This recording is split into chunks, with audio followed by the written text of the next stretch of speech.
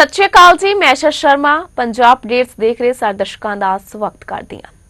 ਧਾਰਾ 39A ਬਾਰੇ ਬੋਲੇ ਹਨ ਆਪ ਸੁਪਰੀਮੋ ਅਰਵਿੰਦ ਕੇਜਰੀਵਾਲ, ਜਿਨ੍ਹਾਂ ਦੇ ਵੱਲੋਂ ਸੰਬੋਧਨ ਦੌਰਾਨ ਭਾਜਪਾ ਸਰਕਾਰ ਉੱਤੇ ਤੰਜ ਕੱਸਿਆ ਗਿਆ। ਇਸ ਦੌਰਾਨ ਉਹਨਾਂ ਕਿਹਾ ਭਾਜਪਾ ਨੂੰ ਗੋਆ ਦੇ ਲੋਕਾਂ ਦੀ ਕੋਈ ਪਰਵਾਹ ਨਹੀਂ ਹੈ। ਧਾਰਾ 39A ਦੀ ਵਰਤੋਂ ਗੋਆ ਨੂੰ ਵੇਚਣ ਅਤੇ ਤਬਾਹ ਕਰਨ ਲਈ ਕੀਤੀ ਜਾ ਰਹੀ ਹੈ। ਤਾਂ ਦੱਸ ਦਈਏ ਕਿ अरविंद केजरीवाल ने कहा गोवा भाजपा सरकार एक बिल्डर बस्तीवादी सरकार है ਅਤੇ ਇਸ ਨੂੰ ਗੋਆ ਦੇ ਲੋਕਾਂ ਦੀ ਕੋਈ ਪਰਵਾਹ ਨਹੀਂ ਹੈ। ਧਾਰਾ 39A ਦੀ ਵਰਤੋਂ ਗੋਆ ਨੂੰ ਵੇਚਣ ਅਤੇ ਤਬਾਹ ਕਰਨ ਲਈ ਕੀਤੀ ਜਾ ਰਹੀ ਹੈ। ਨਾ ਸਿਰਫ ਕਰਾਪੁਰ ਦੇ ਵਿੱਚ ਸਗੋਂ ਰਾਜ ਦੇ ਪੂਰੇ ਖੇਤਰ ਦੇ ਵਿੱਚ ਇਸ ਨੂੰ ਤੁਰੰਤ ਵਾਪਸ ਲੈਣ ਦੀ ਲੋੜ ਹੈ। ਰਾਮਕ ਕੋਨਕਰ ਗੋਆ ਨੂੰ ਬਚਾਉਣ ਲਈ 9 ਦਿਨਾਂ ਤੋਂ ਸ਼ਾਨ ਉਤੇ ਹਨ। ਅਸੀਂ ਇਸ ਸੰਘਰਸ਼ ਵਿੱਚ ਉਸ ਦੇ ਨਾਲ ਖੜੇ ਹਾਂ, ਅਜਿਹਾ ਆਪ ਸੁਪਰੀਮੋ ਅਰਵਿੰਦ केजरीवाल ਦਾ ਕਹਿਣਾ है। आज यहाँ रमा कानकोनकर जी फास्ट पे बैठे हैं और उनकी 10 डिमांड्स हैं। उन 10 डिमांड्स को हम सपोर्ट करते हैं। मोटे मोटे तौर पे 2 इम्पॉर्टेंट इश्यूज हैं। एक है कि कारापुर का जो प्रोजेक्ट है, जो बड़े बड़े बिल्डर्स को ज़मीन दी गई है और वहाँ पे लगभग 1800 फ्लैट्स बनाने की इजाज़त दी गई है, उस प्रोजेक्ट से कारापुर विलेज बिल्कुल ख़त्म हो जाएगा। वहाँ के रहने वालों की ज़िंदगी नरक बन जाएगी।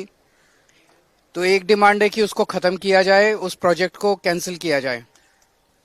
और दूसरी डिमांड है कि सेक्शन 39A जो कि इस्तेमाल करके गोवा की बीजेपी सरकार ज़बरदस्त भ्रष्टाचार करके बिल्डर्स और कॉन्ट्रैक्टर्स को ज़मीनें दे रही है, गोवा को बर्बाद कर रही है, उस सेक्शन को एबॉलिश किया जाए। ये 2 मोटा मोटा डिमांड हैं। बाकी भी डिमांड्स को हम सपोर्ट करते हैं। मैं खुद कारापुर गया था कुछ दिन पहले और अगर ब्रीफली अगर हम बोलें तो कारापुर में लगभग 2000 फैमिलीज रहती हैं और यहाँ 1800 फ्लैट्स बनाने की इजाज़त दी गई है।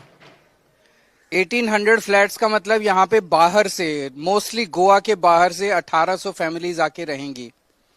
और अगर हर एक फैमिली का सिक्योरिटी गार्ड, नौकर, ड्राइवर वो सब मिलाया जाए तो it will almost be 6000 to 7000 more families which will come and stay in Karapur. तो 2000 लोग जो आज रहते हैं उनके सर के ऊपर अब 6-7,000 फैमिलीज आके रहेंगी। तो residents of Karapur will be reduce to a slum. उनका स्टेटस एक स्लम ड्वेलर जैसा हो जाएगा।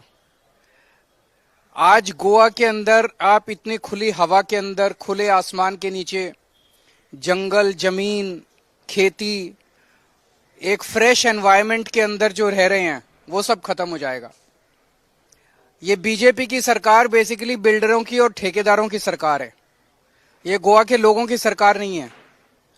गोवा के लोग नहीं चाहते कि उनको जो भगवान ने प्रकृति दी है वो प्रकृति के साथ खिलवाड़ किया जाए। अगर ये प्रोजेक्ट होता है तो गोवा के लोगों की एग्रीकल्चर खत्म हो जाएगी, उनका जो अंडरग्राउंड पानी के सोर्सेज हैं वो खत्म हो जाएंगे और उनकी ज़िंदगी नर्क बन जाएगी। उनका आने जाने का भी रास्ता भी जो है वो अफेक्ट होगा। तो मैं उस डिमांड को सपोर्ट करता हूँ कारापुर के लोगों की और मैं मांग करता हूँ कि इस प्रोजेक्ट को तुरंत बर्खास्त किया जाए, कैंसिल किया जाए। कारापुर के लोग 127 दिन हो गए इनको प्रोटेस्ट करते हुए, 127 दिन से प्रोटेस्ट कर रहे हैं। यहाँ के मुख्यमंत्री और मंत्री के पास बिल्डर से मिलने का टाइम है और मुझे पता चला बिल्डर और जो कंस्ट्रक्ट करने वाले बिल्डर है और जो ओनर कॉलोनाइजर है वो इनकी पार्टी से, एक पार्टी के लोग हैं, पार्टी से रिश्ता रखते हैं। तो बेसिकली बीजेपी पार्टी और इनकी सरकार गोवा को लूटने में लगी हुई है और ये अकेला प्रोजेक्ट नहीं है।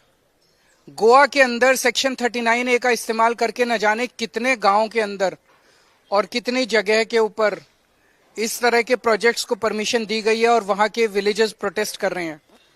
तो हम अभी थोड़े दिन पहले वीरेश ने भी फास्ट किया था, वहां पे प्रमोद सावंत साहब आए थे, उन्होंने अनाउंस किया था कि हम सेक्शन 39 को एबॉलिश करेंगे, लेकिन उन्होंने नहीं किया क्योंकि वो कर नहीं सकते। क्योंकि अगर 39A एबॉलिश कर दिया तो खाने के लिए पैसा कहाँ से मिलेगा, भ्रष्टाचार करने के लिए पैसा कहां से मिलेगा, बिल्डरों के साथ कनाइवेंस जो इन लोगों का है वो कैसे होगा। तो 39A अभी भी इन्होंने अबॉलिश नहीं किया, तो 39A अबॉलिश किया जाना चाहिए। और मैं ये मानता हूं कि जो जो सारे गोवा के लोगों को साथ आना पड़ेगा, सब 15 लाख लोग, सबको साथ आना पड़ेगा और इस सरकार को उठा के हटाना पड़ेगा। बिकॉज जब तक बीजेपी नहीं जाएगी, BJP is hand in gloves, उनकी 5 उंगलियां इसके अंदर हैं। जब तक बीजेपी नहीं जाएगी तब तक गोवा बचने वाला नहीं है। गोवा थोड़े दिन के अंदर ये हर गोवन को स्लम डवेलर बना देंगे। पंजाब डेट 'ਚ ਫਿਲਹਾਲ ਨਹੀਂ ਹੁਣ ਮੈਨੂੰ ਦੇ ਇਜਾਜ਼ਤ। ਧੰਨਵਾਦ।